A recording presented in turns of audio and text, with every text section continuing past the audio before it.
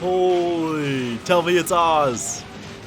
Yes, of course it is. Welcome back, Super Friends and Super Family. I am Thor, your friendly neighborhood god of thunder. Today I'm reacting to Angel, episode 3. Really excited. I've really been enjoying Angel so far. I wasn't sure exactly how it was going to be. And now that I'm 2 episodes in, I mean, first of all, we got Cordelia, amazing win. Second of all, Angel is cooler than he has ever been. And just the overall tone, I feel like I don't know if it's more serious because there definitely are some moments of humor, but it definitely doesn't feel like the exact same thing as Buffy. It feels similar, like it feels like a spinoff. It feels like this is all taking place in the same universe, so it's respectful in that sense. But it also feels like this show has almost its own type of confidence and independence to do its own thing, to go perhaps in a different direction or a different style.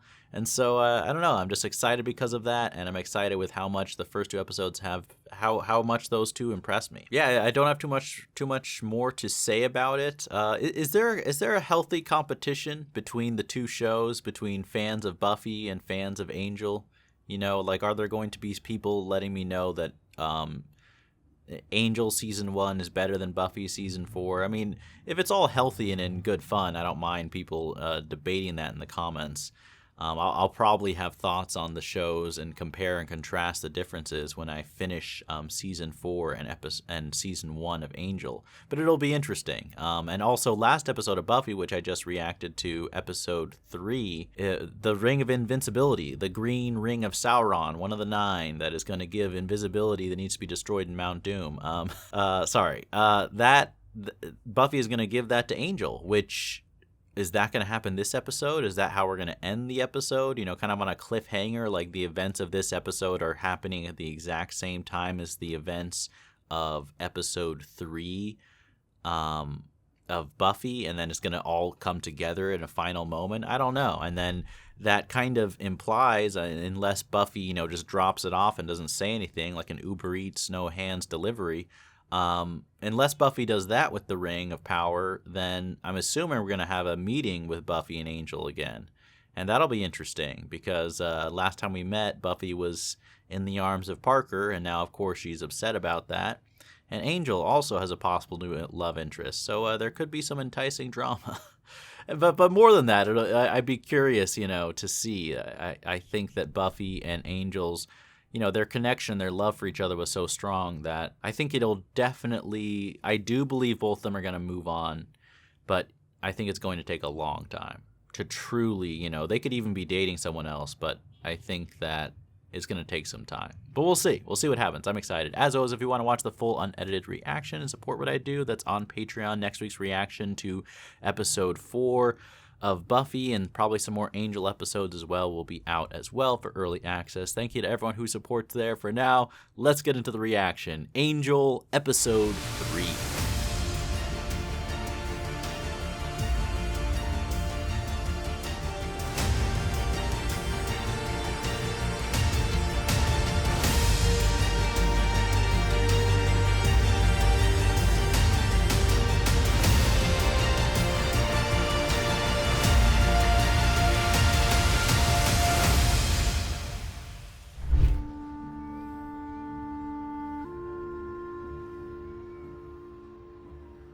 Wait, do I know her? Come on, baby. You only get like this when Oh, gosh. You need to get out of here. You need to run. What are you gonna do? Pulverize me right here? Yes, possibly. Somebody's gonna hear me scream. Will they? So I'll be over fast. Please. No.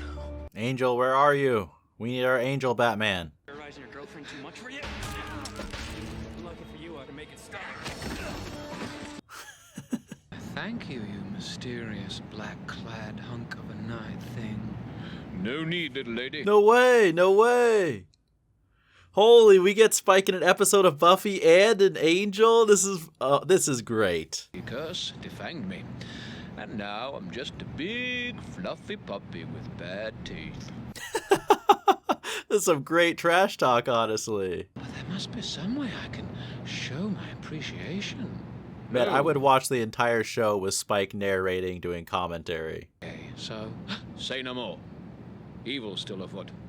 And I'm almost out of that Nancy boy hair gel I like. Spike, I think you gel your hair too, to be fair. Oh, this is so great. I'm so glad that Spike is in this. Your gruesome, horrible death. That's the plan, Spike. You're always trying to get revenge on somebody when you fail miserably at something. And it's awesome to see. Spike and Angel. I mean, they used to be friends when he was Angelus. And Spike has kind of gotten beaten down so many times that in a weird way, I could see... I don't know, I could see him teaming up with Angel. Maybe to kind of help him get back on his feet.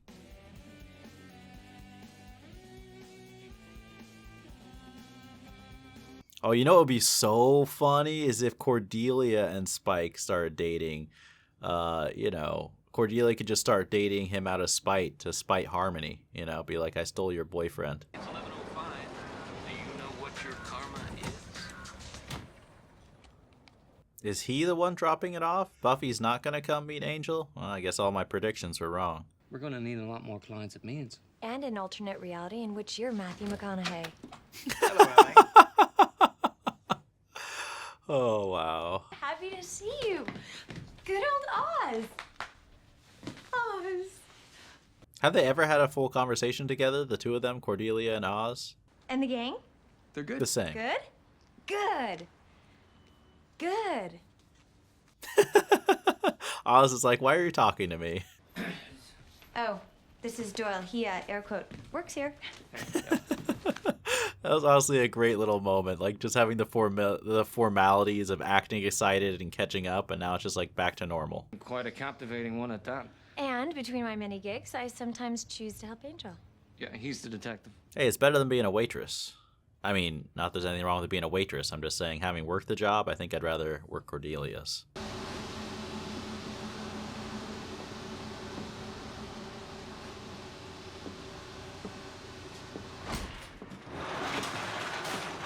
Hey, guys. Oz. Angel, Nice surprise. thanks. Staying long? A few days. They always like this. Nice stoic exchange. I came primarily for a gig, but also to give you this. The Ring of Power. What, still the brave little Slayer, or is she moping around in the dark like... Nobody around here. Oh. Unkillable? Like, not even stakes? Nothing. Not even sunlight. Come on, Angel. You can at least go for a walk in the park with the sun out. Tanning, bargain matinees, plus there are several strip clubs I know of that have a fabulous luncheon buffet that's really cool. You know several? She didn't even send a note? Wow. That's really... Cold? This is one of those times that I should just shy away from the topic, isn't it? Come on, I got something. Cordelia can't help herself. She always speaks her mind, and that's just why we love her.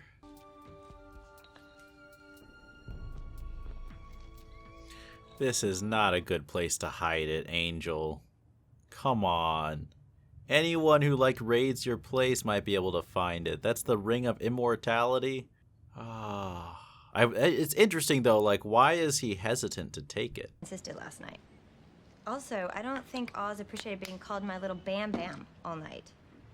Probably not. Although he probably was a good sport about it, because Oz is just so cool. Time for more Angel Yoga. And I know it's not actually yoga, but that's what I called it when I first saw him doing this. It's not the same without Buffy there.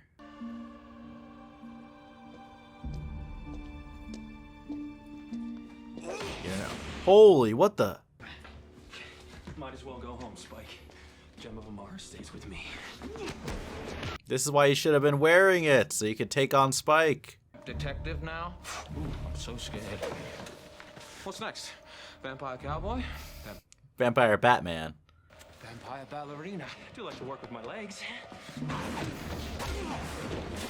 And fight with his legs. You. A plan. A good plan. Smart. Carefully laid out. But I got bored. That sums up Spike's character. Cordelia, you look smashing. Look at that. Look at that. Complimenting her. Come on. I would ship them. Aim for you two, though. Better get out of sight until this thing's over. Spike's out for blood. Take it to your place. Yeah, that's smart. That's smart. Find him first. All right, let's go. All right, Angel. You got a serious mission. Angel said I should go through every name in my book until I get a beat on where Spike is hiding out. Could be a while. Please. They could honestly, you know, as risky as it is, they could have Cordelia be bait and then set a trap and capture Spike. How can you live like this? Well, I didn't until last week. Then I saw what you did with your place. I just had to call my decorator. Good retort. No way. My apartment is nowhere near this yucky. Yours is pretty messy, Cordy. A C note? No, I absolutely paid that back then. Hey, no, sorry. There goes my line. You owe some debts there? No, he's not so. Sweat. Not as bad as Drusilla, though. That's when you would really need to sweat, man. Things. Not many. So we'll get you out of here. There are places you can go where you'll be safe. Yeah, watch the sunlight, dude. Proceed with caution. What if she just opens the blinds without warning? And it's good for a while. But it doesn't last. This last time, he would have killed you. I mean, this is what's so insidious about abusive relationships. One of the many things. You're not from that freaky church on Sunset, are you? In yourself, that kind of faith. And not the character faith either. It can get complicated. But eventually you'll be stronger for it. And maybe you'll find your way to the kind of love you deserve. Some words of wisdom. You mean the kind that comes without 911 calls? Preferably, yes. Live from the inside. It was this whole weird thing with an arm in a box. An arm in a box. I love Cordy's recaps. So? Yeah, well, he said that before I mentioned anything about Spike. So you find him at a joint down. Good catch there, Doyle. Okay. Start with Manny the Pig then. Work your way down. What a nickname, Manny the Pig. Put him down. He'll kill me if I talk. How healthy do you think it is to stay quiet? What a badass reply.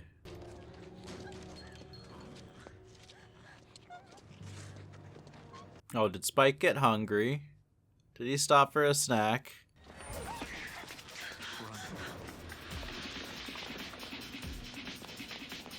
Careful, this could be a trap, Angel. Open fair and square, White Hat. Why'd he call him White Hat? Guess there's nothing to do now but go along quietly and pay my debt to society.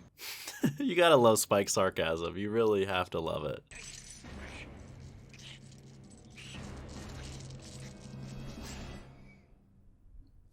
Yeah, that was not so smart, Angel. Angel should have called by now.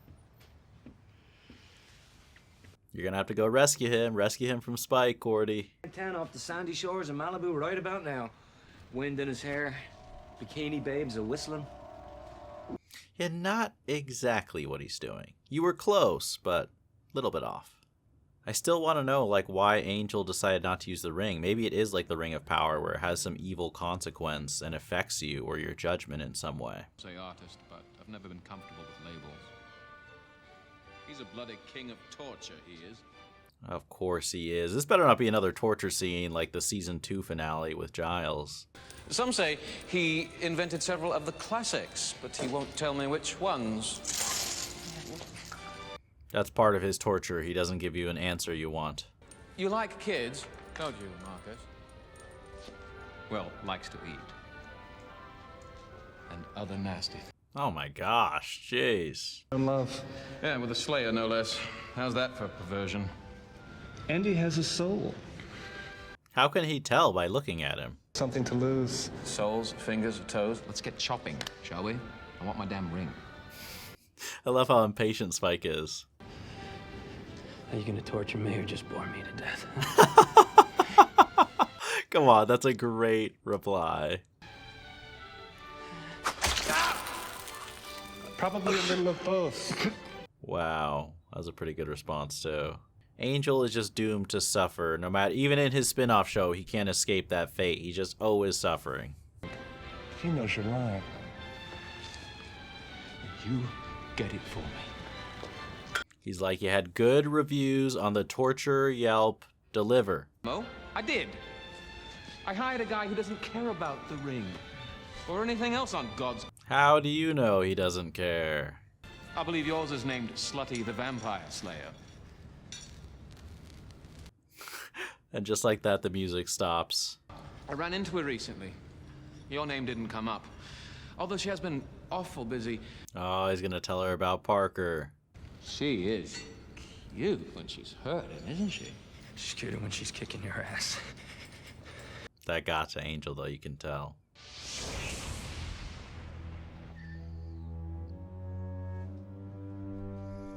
You guys gotta hurry. How much pain can Angel endure? Poor guy.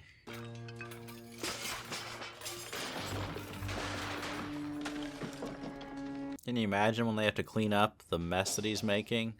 That's worse than getting the ring. Right now. So I have to wonder, what do you want if not the ring? He's like, what I really want to do is be your therapist. I like children, Angel. I'm here to help you find that innocence. Here. This guy is so perverted. Dimwit. What is it with you good guys running in packs? It's called teamwork, bro. Maybe I'll snap it in two. Do you want me to use this? He's not invited in, so... Tall, brooding guy, caveman brow. He's having the living hell tortured out of him. Well, at least he's honest. I'd die before he gives up the ring. Why don't you two find it real fast and give it to me? Don't fall for this, please. Don't tell me they're this dumb. The Sunnydale phrase, duh. But you have until sundown to save him.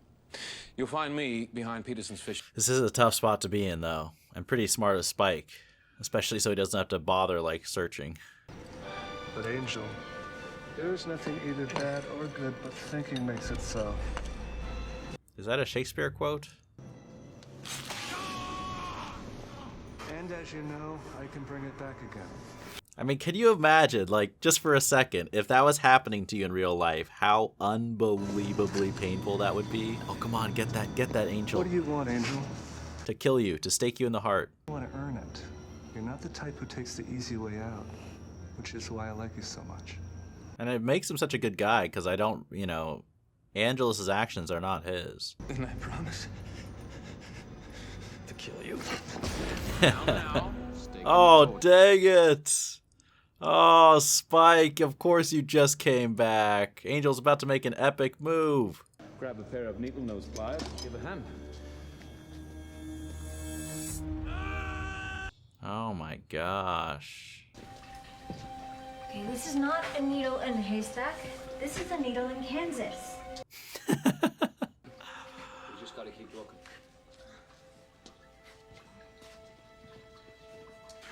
Is there a Find My Ring of Power app on your phone?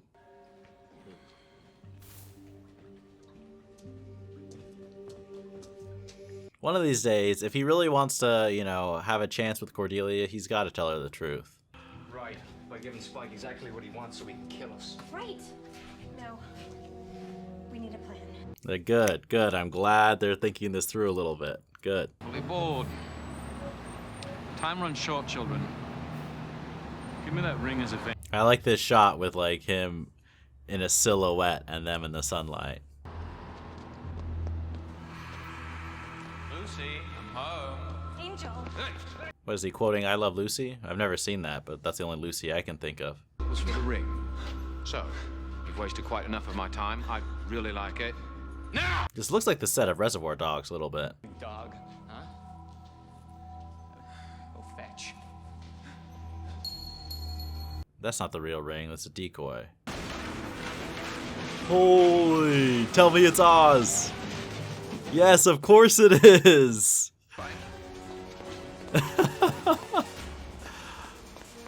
Oh, I'm so glad Cordelia and Doyle came up with this as their plan. And what an amazing entrance from Oz. This is the way you cameo in a different show.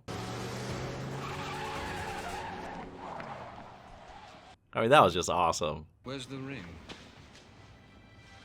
Oops, Spike. Sorry, bro. Bloody hell. Oh, it's kind of funny. Like, Spike always has these grand plans, and he always fails. My heart goes out to you. What the heck? Oh, holy. Oh, they actually threw the ring away? I thought for sure that was a decoy or something. Now the most perverted of all vampires is immortal. Fight off a slayer? Right, well, Hire the help. Just give me a full show that's nothing but Spike tantrums. From now on, I'm my own man. Lone wolf.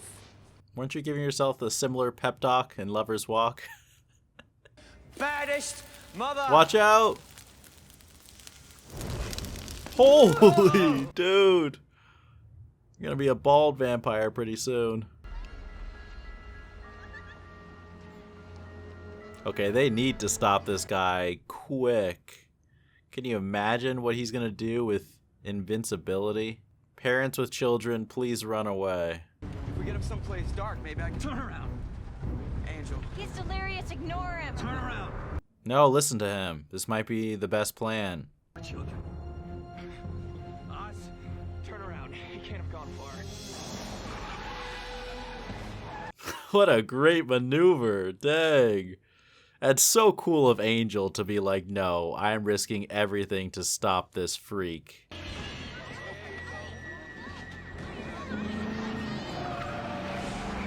Oh, they moved quick. You little scout legs. Now! He's invincible. Go for the ring. That's your only hope. Come on. Damn it, I'll get him.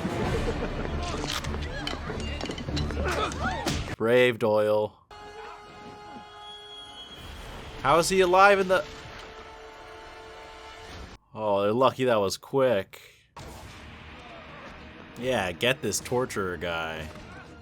After all the pain he caused you.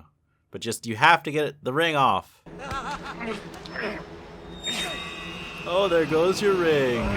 Goodbye. Well done, Angel. Even got the final last word in. Okay, so now he's putting the ring on. Why didn't he do this from the second he got it?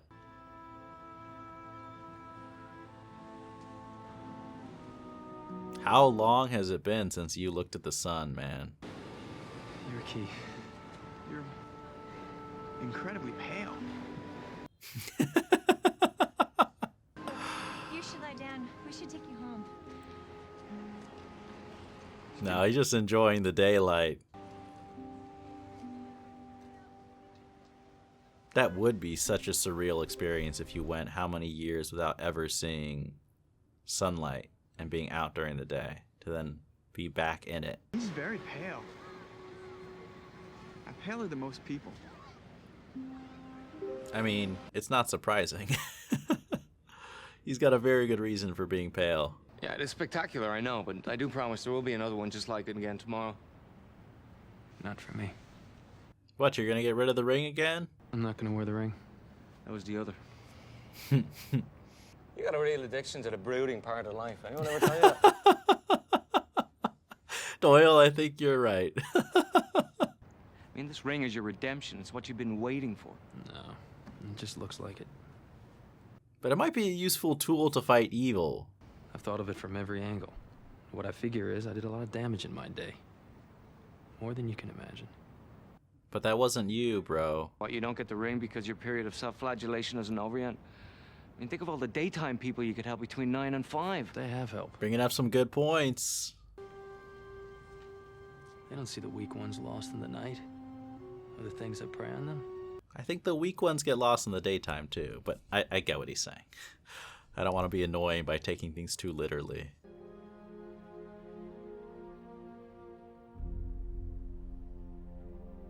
Say goodbye to that sunlight. Embrace the dark.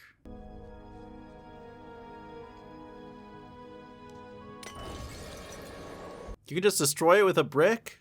No Mount Doom, fire, nothing? Just one hard smash and it's gone? I don't know about you, but I had a nice day. You know, except for the bulk of it where I was nearly tortured to death. Yeah, I know. I mean, one more hot poker and I was giving him the ring, your mom, everything. Angel does have a sense of humor. It's different, but he has it for sure. And I like it. All right, so that is Angel episode 3. Another fantastic episode. I just, so far, this show is just delivering episode after episode. But it was such a great surprise to have Spike. After it was such a nice treat having him in the last episode of Buffy, which I really enjoyed, to have him like come over into this other show. I mean, it's more of a direct connection, I guess, in a way than I thought. I thought there's going to be more separation, but more screen time with Spike, that's a huge win. And I really do love kind of the competitive, jealous anger that, you know, that whole dynamic that Spike has, you know, given their history of friendship and the fact that, you know, Spike looks down on Angel as this, you know, weak, soft-hearted vampire now that, of course, he's on the side of the good guys.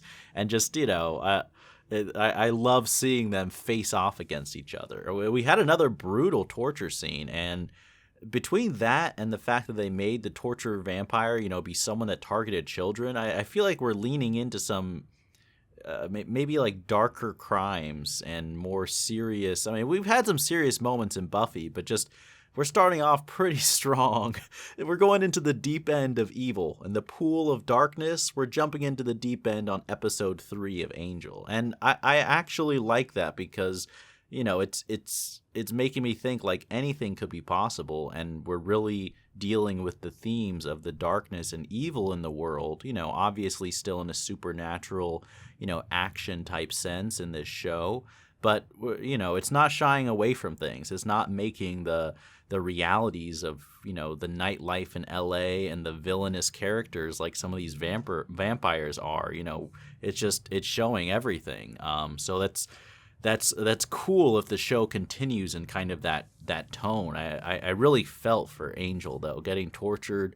I mean, the man has been to hell and back. For him to just he deserves a couple years on the golf course, honestly. But I really liked that scene. I thought it was very effective. I mean, it was effective from just the storytelling point of view of having Spike get the upper hand with Angel with the torture. I like that. You know, it kind of highlights in that moment the fact that Angel got defeated. I think that one of Angel's weaknesses is, you know, he likes to be that lone wolf type, you know, off on his own. You know, he's not the big team player. But I'd imagine that one of the big things he's going to have to learn to embrace is realizing that he can't do everything on his own, and he's going to have to, you know, get help from his team, even if it means that they have to risk their lives too. If you're in the vigilante business, you know, Batman needs Robin, he needs Alfred. Angel, you need Doyle and Cordelia, you know, watching your back. But I like that. That's why it felt realistic that Spike, you know, would gain the upper hand, teaming up with the torture vampire. I forget, was his name Marcus? I'm just gonna call him Torture Vampire Freak. That might be an appropriate title. But and then seeing that scene, that torture scene, was intense and uncomfortable, and it was directed well. You know, they showed quite a bit, you know, not like gore and full saw blood, but, you know, they didn't just cut away. You know, Angel kept his ear on, thankfully.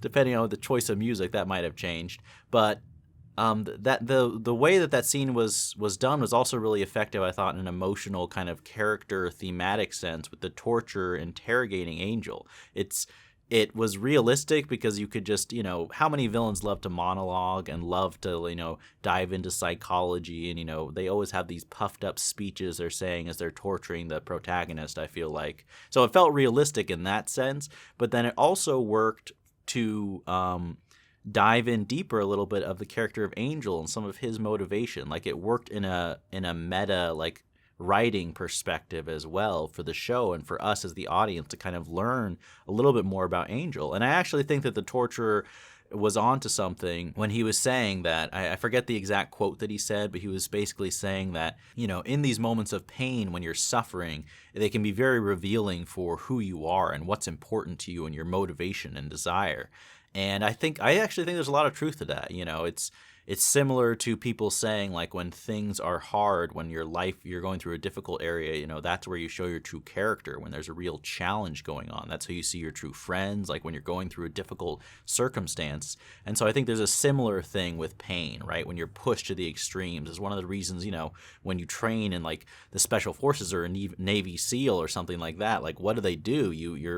You go through these extreme difficult tasks where you're tired and hungry and it's just miserable, you know, because that's where you find the deeper motivation and those reasons for why you're doing what you're doing. And so Angel, I think, you know, proved himself very well in that moment under those circumstances where he's being tortured.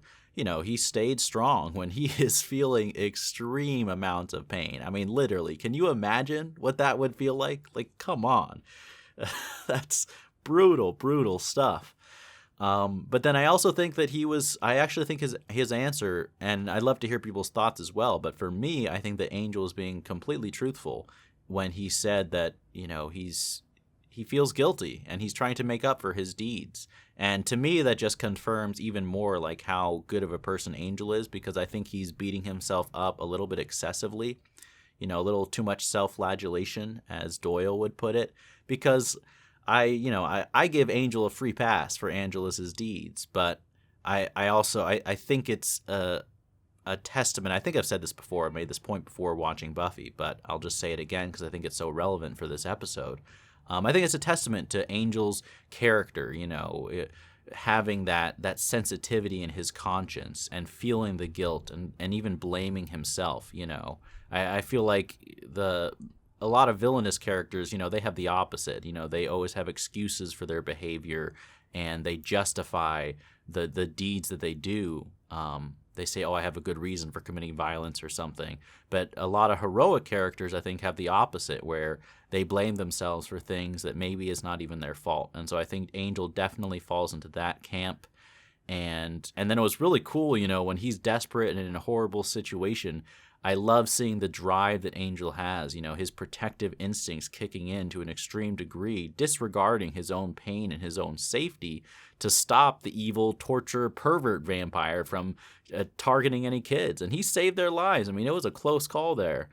I have to commend Oz. He was awesome. It was great to have him in this episode. I was expecting Buffy to drive down to personally deliver the Ring of Power to Angel, but I guess she decided the road trip was just too emotionally devastating, or I don't know exactly. But it was great having Oz in there. And the moment where he shows up with the van is just such a crowd-pleasing moment. I was ready to cheer for him. And I kind of like the concept of just being able to pop in and out of either show. You know, having Spike come here from Buffy, having Oz show up here. That's neat that they can kind of show up. It's kind of like the Hopper Pass if you go to Disneyland and California Adventure.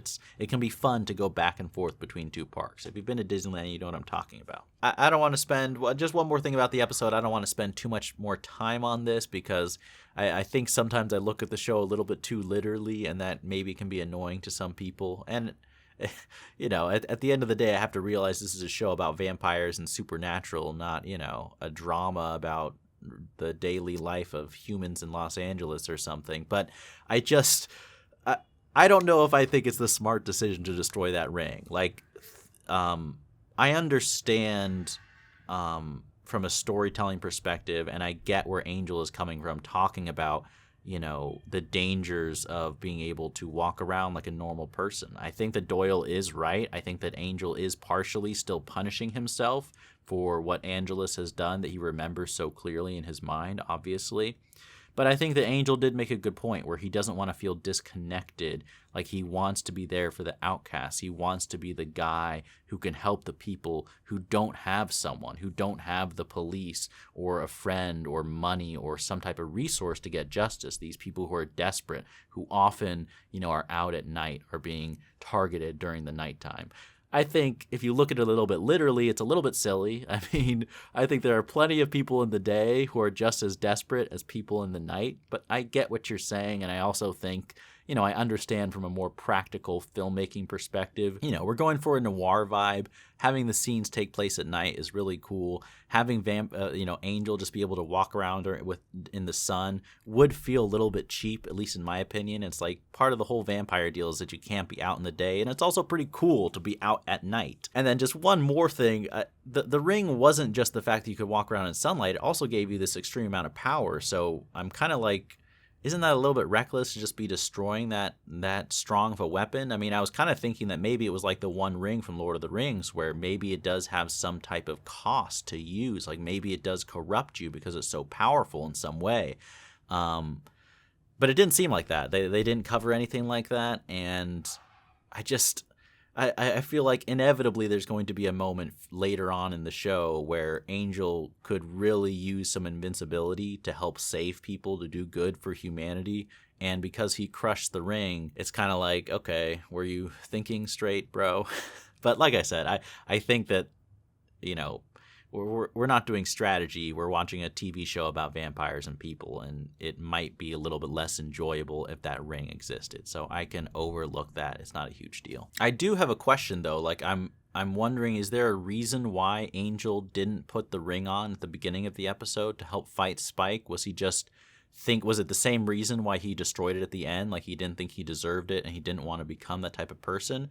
Or is there some other reason going on? I'd love to hear if you have an idea or a theme. And then just quickly, I've been talking a long time, but I really, really liked the moment where Angel did get the ring and how we spent some time with him taking in the sunlight and looking around, and how that was an emotional moment, and how the camera would pan and just show him taking things in. You know, I love that. I love when shows take something like the lore, like the story that Angel's a vampire who hasn't been in the sun for hundreds of years. You know, I mean, he's done a couple moves with like a blanket over his head, but he's never like basked in a warm sunlight, stared at a sunset. So I like that the show, you know, stays true to that lore, remembers that character trait, and then has him have an emotional reaction. I love when a show follows through like that on the character's backstory. And it was nice. It was nice to have Angel have that moment of peace and quiet after all the suffering. And I thought it was hilarious at the end when he's like sitting at the end of the day and just being like, this was nice. I mean, except for all torture stuff and basically everything except for this little moment of peace. And it's a great little moment there because I thought it was a fitting ending to the episode. I think it highlights kind of Angel's sense of humor, his deadpan delivery, and it also is kind of true, which is sad, but I think that's pretty much Angel's fate, a life of suffering and brooding and pain. With every once in a while, you get a brief moment, as brief as a sunset, where things are okay, and then it's back to darkness. My heart goes out to Angel. Having a great time with this show so far. Thank you for watching along. I will be, of course, continuing Buffy and Angel. Going to have more episodes out on Patreon. If you want to see the full reactions, that's where they are. Thank you for watching along. And as always, remember, be active, be mindful, and be a hero.